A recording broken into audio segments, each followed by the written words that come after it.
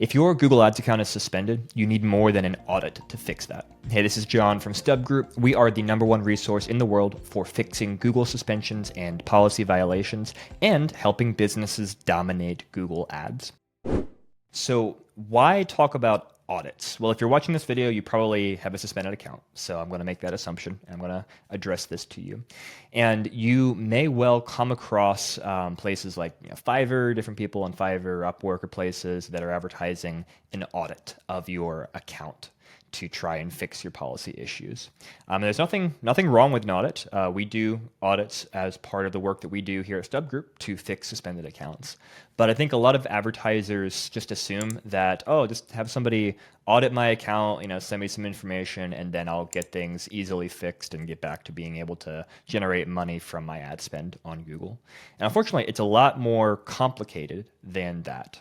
The audit is really just the first step in the process of fixing your suspension. And obviously what goes into that audit is also very important in terms of whether or not it's comprehensive enough to truly fix your problems. So let me kind of walk you through what the process looks like when we help businesses get back online with Google. So when we start working, first of all, we got to figure out what happened. We get as much information as we can from our clients about changes they may or may not have made to their account, to their website, kind of what's the timeline of events that occurred when the suspension happened. Because sometimes there are clues or patterns that we can pick up on and say, oh, you know what? That happened, that could be a part of the problem. So first, we try and get the context and the timeline of what happened. Then we do the audit.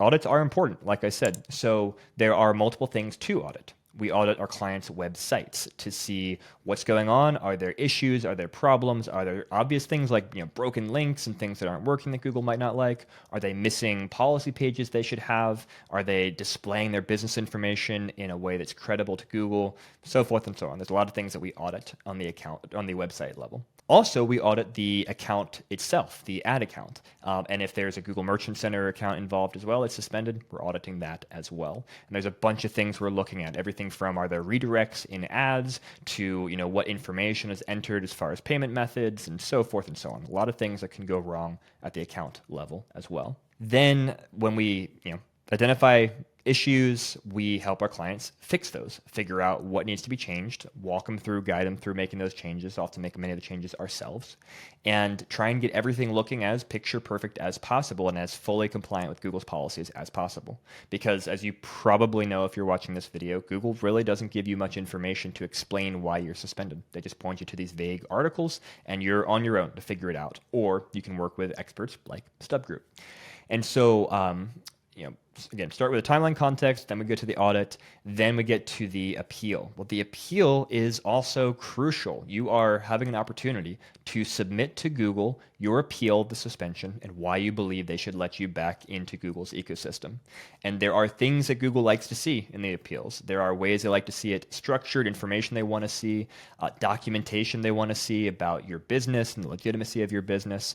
And those things are really, really important because frankly, you could fix everything and make everything perfect on your site, but if you don't adequately describe things, describe changes, describe your legitimacy in that appeal, it may do you no good. Google may automatically deny that appeal. It might not even get to a human. It'd easily get into their automated system and get denied without a person actually reading what you said.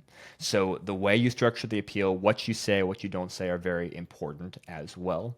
And then not always does the first appeal work. There's also an aspect of persistence with Google. And we bring this to the table where we are persistent with Google, pushing back if they do reject an appeal, trying different avenues, saying, okay, well, let's tweak this. Let's tweak the appeal in this way. Let's call our team at Google and have them look at the website, see if there are links that are being flagged, for example. Different things that we can do to try and figure out why an appeal is not being accepted. And then push respectfully, always be respectful with Google, but pushing on Google and saying, hey, we've done this, we believe we're compliant, let's get back online. So there's a lot to the process, a lot of back and forth, a lot of pattern recognition and work that we've built in over the last decade of solving problems that we bring to bear. And that's why I think it's important that Even if you see something online saying, oh, an audit is all you need to get unsuspended, audit is one important step of the process, but it is not all you need to get back online with Google Ads. So if you're suspended and you'd like some expert help, please reach out to StubGroup. Our website is stubgroup.com. We would love to help you get back online.